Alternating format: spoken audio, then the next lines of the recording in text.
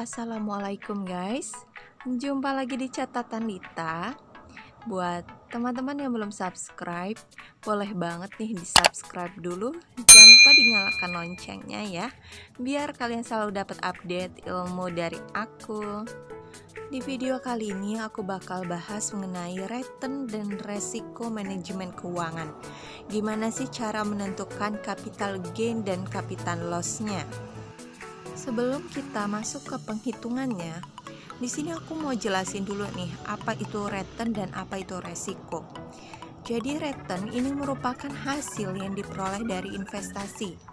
Jadi return itu simpelnya sih kita bilang adalah sebuah keuntungan ya. Sedangkan resiko ini adalah lawannya, yaitu berupa kerugian. Dalam menjalankan suatu usaha, kita harus sadar dan kita harus tahu bahwasannya return dan resiko itu saling beriringan.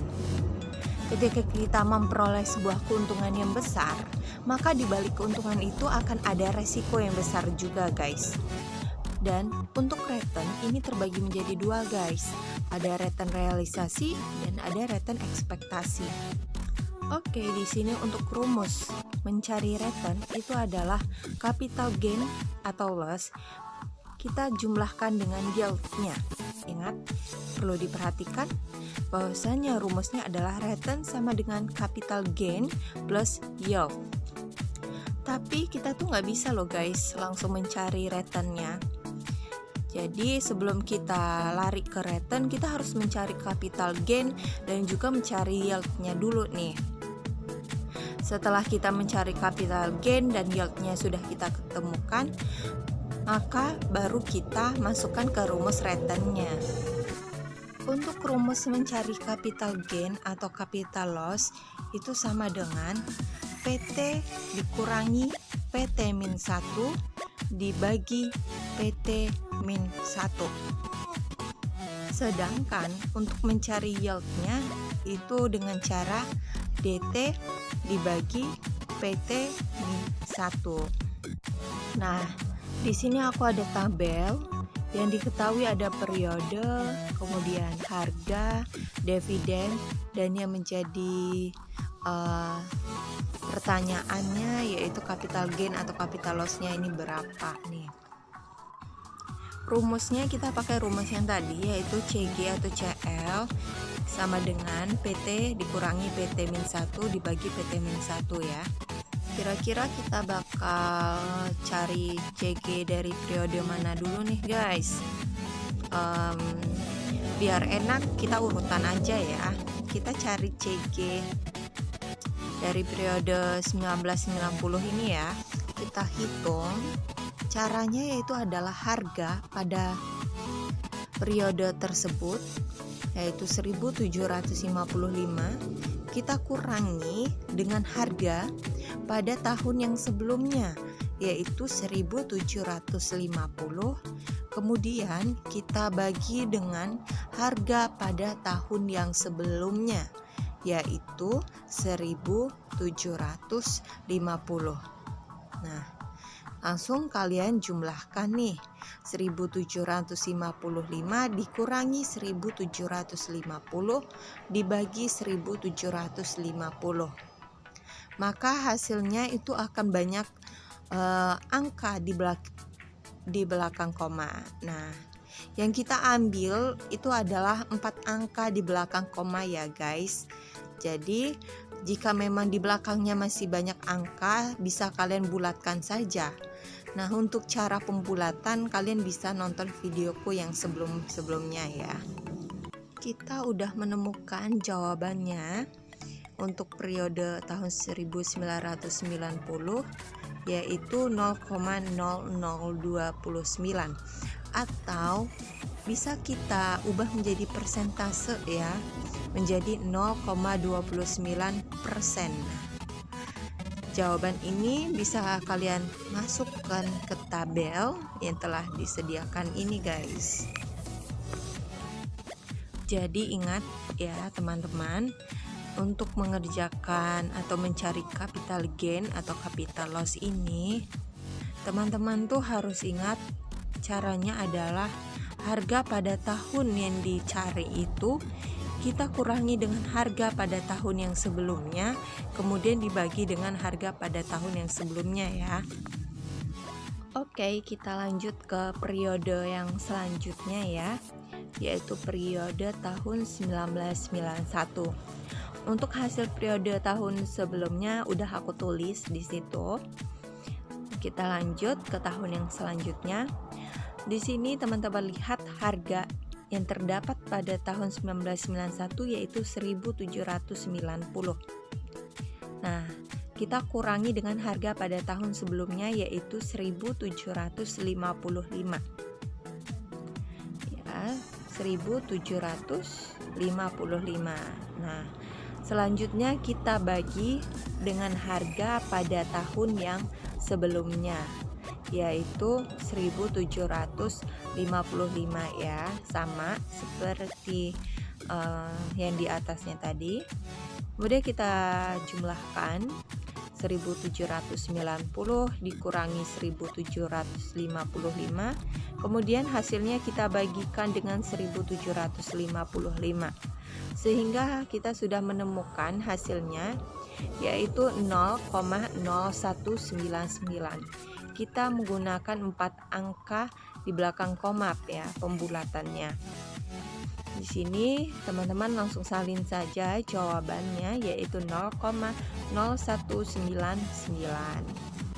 Oke guys, jadi untuk periode 90 dan 91 udah aku tulis nih di tabelnya, karena penting banget kita harus nulis di tabel.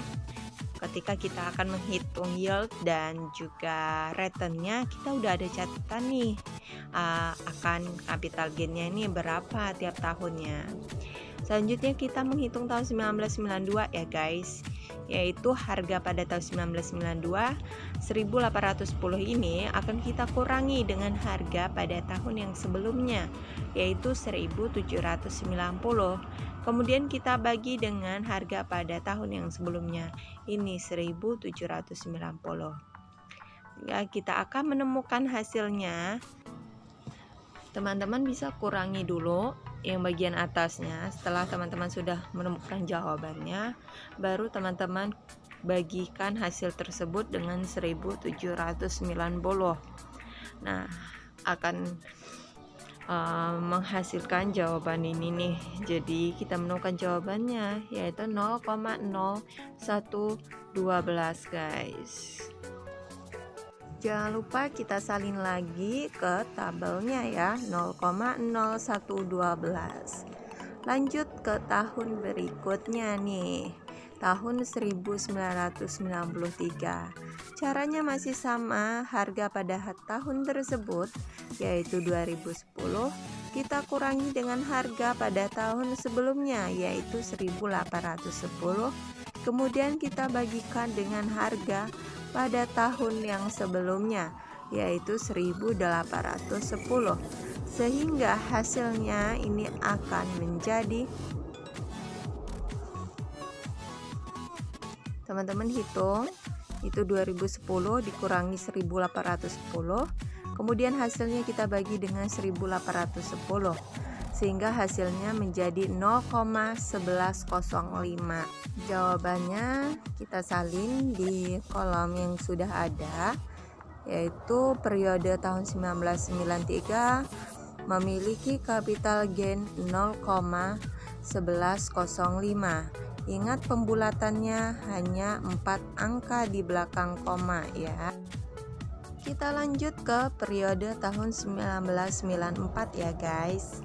Caranya sama, kita lihat di sini harganya itu 1905, kita kurangi dengan 2010. Kemudian kita bagi dengan 2010.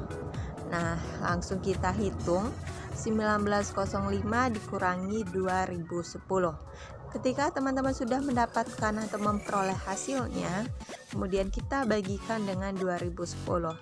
Hasil di sini adalah min ya untuk periode 1994, yaitu min 0,0522.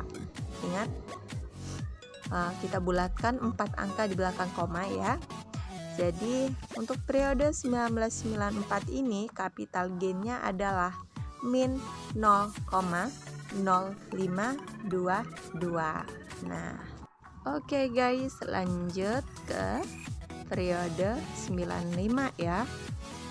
Yang kita hitung adalah 1920 dikurangi dengan 1905. Kemudian kita bagi dengan 1905. Nah, kita akan menemukan jawabannya. Jadi 1920 ini kita kurangi dulu nih dengan 1905. Setelah kita sudah menemukan hasilnya, kita bagi dengan 1905. Nah, jawabannya kita udah dapatkan, yaitu 0,0079. Nah, teman-teman bisa salin jawaban ini ke tabel yang sudah ada.